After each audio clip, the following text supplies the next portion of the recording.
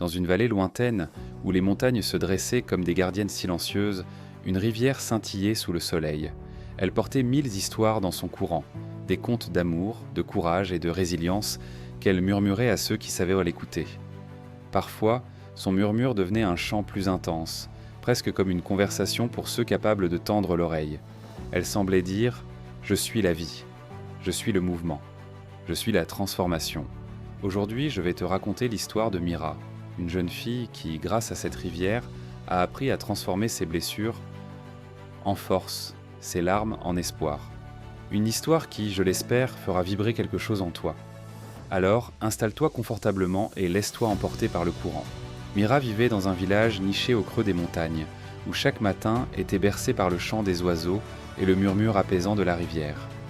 Le temps semblait s'écouler doucement, comme si rien ne pouvait troubler cette harmonie. Mais un jour, les cieux se déchaînèrent. Les nuages, lourds et sombres, enveloppèrent le village. Une tempête éclata, emportant avec elle la quiétude des lieux. La rivière, si calme d'ordinaire, se transforma en une force incontrôlable.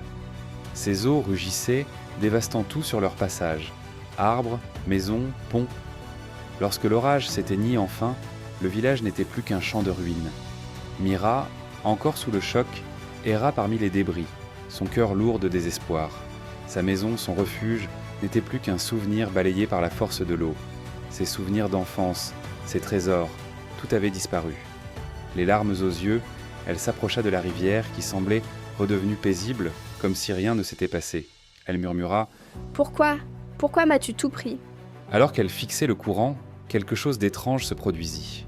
Le murmure de l'eau prit une tonalité différente, presque humaine. Mira tendit l'oreille, incrédule. Était-ce son imagination ? Non. Une voix douce semblait émaner de la rivière. « Je suis désolée de ta perte, Mira, mais ne crois pas que je t'ai abandonnée. » Pourquoi es-tu si cruel ? Pourquoi m'avoir arraché tout ce que j'aimais ? La rivière répondit, toujours avec cette voix douce et apaisante. « Je ne suis ni cruelle, ni bienveillante.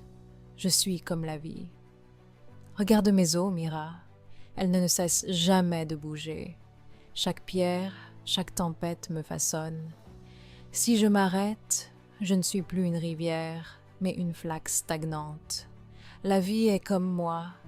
Elle apporte tout autant joie que souffrance, tout autant allégresse que peine. Toi aussi, Mira, tu peux apprendre à avancer et devenir plus forte. C'est seulement si tu acceptes tout autant les bonnes choses qui t'arrivent que les moins agréables, que tu y parviendras. Tel un phénix, tu renaîtras de tes cendres. Tu deviendras plus forte, plus résiliente. Mira secoua la tête, incrédule. Mais comment avancer alors que j'ai tout perdu ? La rivière reprit. Accepte ce qui est, Mira. Accepte le courant, même si tu ne comprends pas encore où il te mène. Tout comme mes eaux contournent les rochers, toi aussi, tu peux trouver ton chemin autour des obstacles. Et avec le temps, comme mes pierres, tes blessures seront polies. Mais cela ne se fait pas en un jour. Mira resta silencieuse. Les paroles de la rivière, bien que mystérieuses, éveillaient en elle une petite lueur d'espoir. Les mots de la rivière résonnèrent en Mira comme une promesse, celle d'une possible renaissance. Elle se releva, lentement mais sûrement, les jambes encore vacillantes. Elle réalisa qu'elle n'était pas seule dans sa douleur. Tout le village avait souffert. Ensemble, ils pouvaient reconstruire. Dès le lendemain, Mira se mit à l'œuvre. Ses mains, tremblantes mais déterminées, commencèrent à déblayer les débris. Elle aida ses voisins, partageant son maigre repas, réconfortant ceux qui semblaient avoir perdu espoir. Et peu à peu, elle sentit quelque chose changer en elle. Chaque mur qu'elle relevait, chaque sourire qu'elle offrait, était une pierre de plus dans sa propre reconstruction intérieure. Au fil des semaines, le village reprit vie. Les maisons se relevèrent, les rires d'enfants revinrent peupler les rues, et Mira, autrefois accablée par le chagrin, devint un pilier pour sa communauté. Les villageois la regardaient avec admiration. Elle était devenue une source de force et d'espoir. Un matin, Mira retourna au bord de la rivière. Cette fois, elle n'y chercha pas des réponses, mais simplement un moment de paix.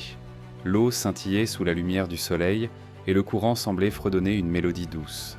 Merci, tu m'as appris que la vie est un mouvement perpétuel, une danse entre la perte et le renouveau. J'ai appris qu'en acceptant tout ce qui m'arrive dans la vie, je suis plus forte, plus résiliente, et quoi qu'il survienne, je l'affronterai avec courage et résilience. Et dans le courant, elle crut entendre « Tu es forte, Mira. Tu es la rivière. Tu es la vie. » Nous sommes tous comme Mira. Les tempêtes de la vie peuvent nous briser, mais elles peuvent aussi nous transformer. Comme la rivière, nous avons le pouvoir d'avancer, de nous adapter et de trouver notre chemin, même au milieu des épreuves les plus difficiles. Alors prends un instant pour réfléchir. Quelle tempête as-tu traversée ? Quelles forces insoupçonnées as-tu découvertes en toi ? Comme Mira, peux-tu voir tes blessures non pas comme des failles, mais comme des marques de ta résilience ? Si cette histoire t'a inspiré, partage ton ressenti en commentaire. Abonne-toi pour découvrir d'autres contes qui touchent l'âme et transmets cette vidéo à une personne qui pourrait en avoir besoin. Merci d'avoir écouté cette histoire et souviens-toi, tu es plus fort que tu ne le crois.